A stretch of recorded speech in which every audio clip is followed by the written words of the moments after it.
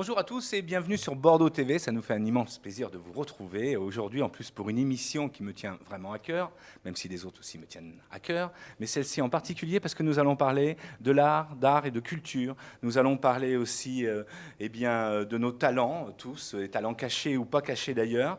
Et qu'est-ce qui fait que avec le chant, souvent on peut être bien, être mieux. Et c'est bien aussi l'objectif de ce dont va nous parler Florence de Benji, qui est chanteuse et coach voix. Bonjour Florence. Bonjour Et Kirill. merci de venir sur le plateau de Bordeaux TV. Merci. Et nous avons le plaisir aussi d'accueillir Carfa Siradiallo, qui est l'organisateur de l'événement Black History Month. J'en dis pas plus, on en parlera tout à l'heure. Je vais commencer par toi, Florence. Alors, est-ce que tu peux nous parler de ton actualité ? Oui, alors mon actualité, j'ai une actualité en tant que coach vocal, donc j'ai un cabinet privé au Chartron, à Bordeaux et aussi dans le 14e à Paris, où j'accompagne vraiment des gens très différents, hein. Ça peut être des sportifs, des politiques, ça peut être aussi des personnes qui ont envie de chanter, de découvrir aussi leur voix, même de travailler la confiance en soi, la gestion du stress dans la voix parlée. Et j'ai la chance d'avoir monté un spectacle qui marche bien, qui part à New York en avril et qui part au Festival d'Avignon cet été. Mahalia et moi, un hommage à Mahalia Jackson. D'accord. Super. Donc, on va reparler justement de l'art, de notre voix. Oui. Alors, pourquoi il est important de chanter ? Alors, chanter, ça fait du bien. Et rappelez-vous, quand vous êtes né, les premiers babillages, c'est du chant avant de parler. Donc, c'est archaïque, c'est naturel. Ça fait du bien, on se soigne par la voix. Et ça fait partie de votre identité. Votre voix a un pouvoir, effectivement, de se vendre, de prendre confiance en soi, de aussi peut-être transformer sa voix, de transformation, d'amusement, de plaisir et vraiment de bien-être. Quelles sont les personnes qui viennent vous voir ? Alors, quand on parle d'art-thérapie, on voit aussi des gens qui se séparent, par exemple, des gens qui sont seuls, qui ont besoin de retrouver un groupe. Il y a beaucoup de confidence dans ces groupes-là. C'est des groupes de parole aussi, quelque part. Oui, ce sont des groupes... oui, exactement. Alors, ce sont des groupes de paroleurs, soit des cercles de femmes, soit mixtes, qui ont effectivement besoin de retrouver une confiance en soi, une intimité aussi, une libération de la parole, par la voix parlée, mais aussi par la voix chantée. Cette peur de « je chante faux, je ne sais pas chanter, est-ce que j'ai le droit de chanter ?» J'ai le droit. Et du coup, dans ces ateliers, on s'autorise. Il est vrai que maintenant, on a beaucoup, alors pour ceux qui nous regardent, il y a beaucoup de scènes ouvertes où les gens viennent sur scène. Alors, il faut déjà avoir un bon niveau, parce que sinon, on joue avec des professionnels quand même, enfin des gens qui savent jouer. Et c'est vrai que c'est intéressant de s'embarquer dans cette aventure-là. Ah oui, d'exister quelque part. D'oser, alors c'est une mise à nu, c'est même une mise à mort, le fait d'arriver sur scène, d'oser être exposé. Alors pour quelqu'un effectivement qui est non professionnel, alors là c'est une expérience assez magique. D'ailleurs, on le dit, quand on est monté sur scène une fois, on y retourne tellement c'est bon. Mais c'est surtout, si on a traversé cette épreuve, après on peut tout traverser. C'est ça. C'est la meilleure des drogues, on va dire. Il y a un effet euphorisant. Oui. Pourquoi ? Oui. Alors physiologiquement déjà, parce que chanter, c'est de la joie. Alors bien sûr, on va passer par toutes les émotions, mais malgré tout, cette joie intérieure, retrouver cette joie, c'est de l'adrénaline. Donc c'est une drogue naturelle. Et du coup, ça fait du bien. Et comme je dis, on peut chanter, mais même sous sa douche, dans la voiture. On n'est pas forcément obligé de passer tout de suite par l'épreuve du public, mais après, dans cette épreuve-là, c'est magique et ça marque à vie. Alors, un endroit où on chante aussi, c'est pendant cet événement Black History Month à Bordeaux. Alors, d'où ça vient cet événement ?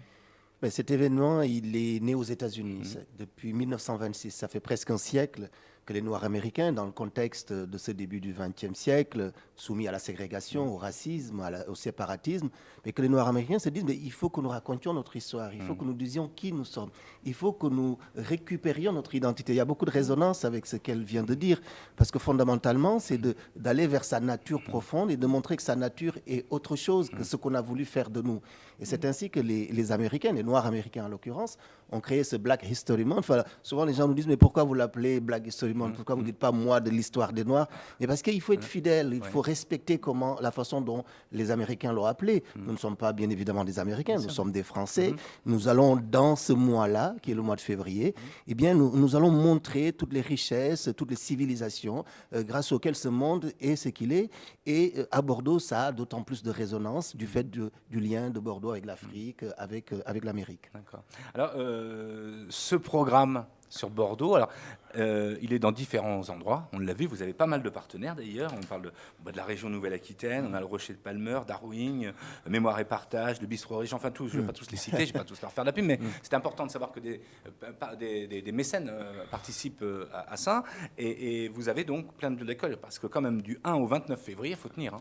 Il faut tenir, mais si vous voulez, c'est pour nous une façon de rendre hommage. C'est une façon de rendre hommage, une façon de célébrer aussi la puissance de ces civilisations.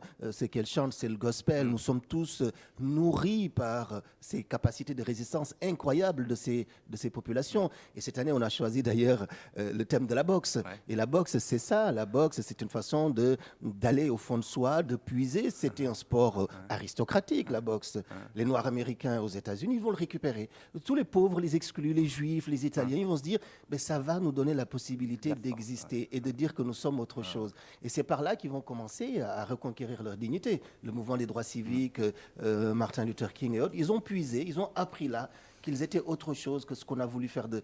Donc la boxe est pour nous très important. Et d'ailleurs, nous avons le partenariat de plusieurs clubs de boxe de notre ville qui vont participer, de Pessac, de Bacalan d'ailleurs, le club de boxe de Bacalan, le club de boxe de Bordeaux, parce qu'il y aura beaucoup d'ateliers, on va pratiquer, on va avoir pas mal de grands champions qui vont venir. Nous ouvrons d'ailleurs ce Black History Month le 1er février, c'est au musée Mer Marine, avec une grande championne de boxe qui s'appelle Aya Sissoko, qui a été une championne du monde de boxe, et une journaliste qui s'appelle Judith Pérignon, qui a écrit un livre sur Mohamed Ali, sur l'histoire incroyable de cet homme. Mohamed Ali, c'est la figure qu'on a choisie. Donc oui, on a essayé de trouver des partenaires intéressants pour montrer que cette histoire-là, c'est une histoire universelle, humaine.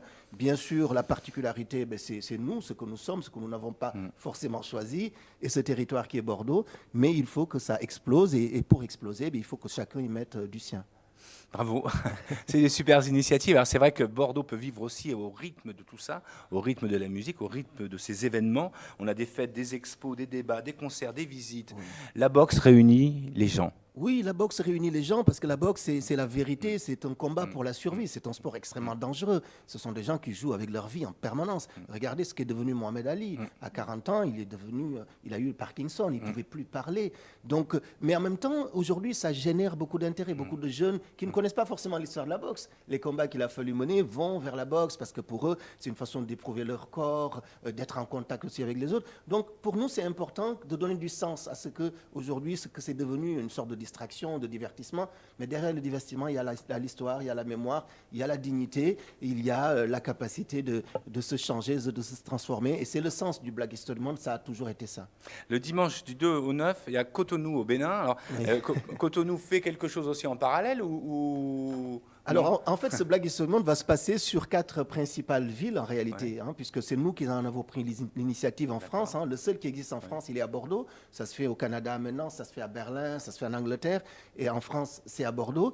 Et du fait de notre activité, nous avons pu trouver des partenaires. Et effectivement, nous nous rendons à Cotonou du 2 au 9 février pour avoir un Black History Month. Donc ça va être le premier d'ailleurs dans ce pays. Nous serons à La Rochelle aussi et au Havre, qui sont des villes qui ont des histoires un peu similaires avec celles de Bordeaux, en lien avec l'Afrique et les Caraïbes. Oui, on essaie d'avoir un événement qui soit un événement national et international dans la mesure de nos moyens et puis surtout des partenariats qu'on peut établir. Et aussi un partenariat avec le Watosita. J'en profite pour dire bonjour à notre ami Yérim. Yérim, il est très connu sur Bordeaux. Il a fait beaucoup pour justement regrouper tout le monde. C'est quelqu'un qui est très chaleureux. Oui, le Watosita, c'était normal et évident parce que ces histoires-là, elles s'incarnent aussi dans des lieux comme ce que Yérim a créé. Ce sont les musiques afro-cubaines, c'est nos héritages. Et Yérim a fait un truc, ça fait maintenant une trentaine d'années qu'il est là. Tout le monde se retrouve, noir, blanc, jeune, moins jeune, âgé. Et il fallait qu'on démarre. Donc la soirée de lancement, c'est au Watosita. Mais on profite pour parler aussi de Martin Luther King. On va passer le film Selma sur Martin Luther King. Et après, on fera la fête jusqu'au bout de la nuit. Comme d'habitude là-bas. Voilà.